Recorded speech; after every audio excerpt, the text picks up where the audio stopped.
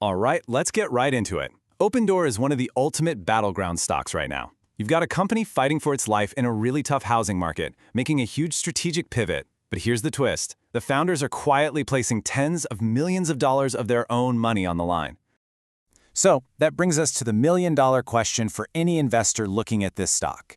Is Opendoor a once-in-a-lifetime turnaround story, or is it a classic value trap just waiting to spring?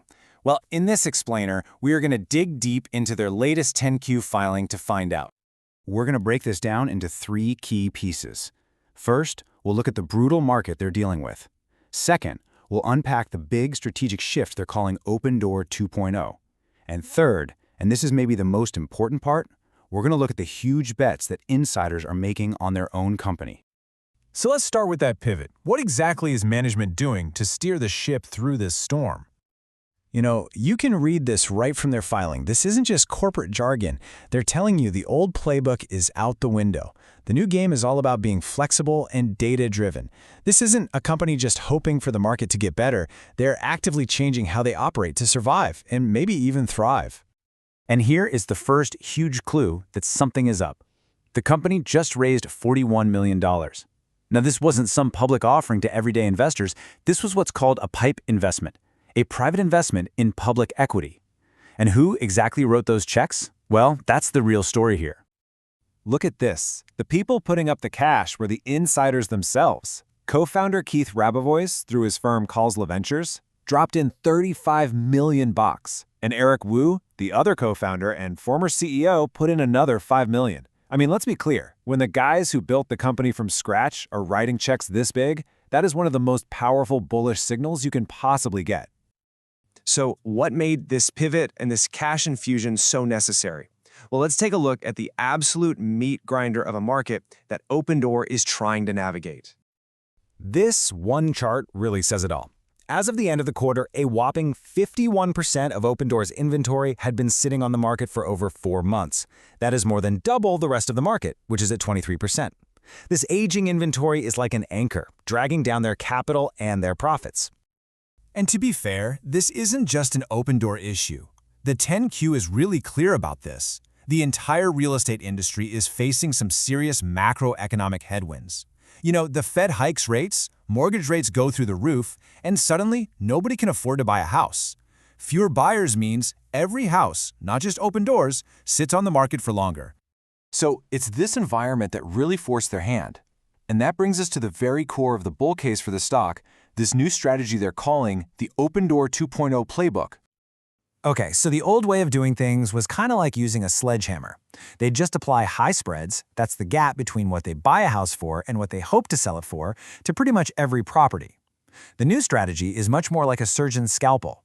They use their data to make really competitive offers on great houses that'll sell fast, while demanding much higher spreads on riskier homes. It's all about improving the quality of what's on their books. And that surgical pricing is just one piece of the puzzle. They're hitting this problem from 4 different angles. First, constantly tweaking that pricing engine. Second, using AI and automation to slash costs. Third, growing their agent business, which doesn't require as much capital. And fourth, tacking on high-margin services like title and escrow. It's a full-court press to fix their economics. All right, now for the fun part.